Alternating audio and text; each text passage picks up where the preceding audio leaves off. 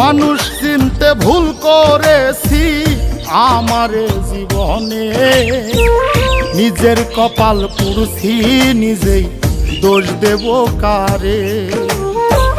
তাই তো নিজেই জ্বলছি হাইরে কাউরে বলি না, স্বার্থ ছাড়া একটা মানুষ খুঁজা পাইলাম না। আমি স্বার্থ ছাড়া একটা মানুষ খুঁজা পাইলাম না।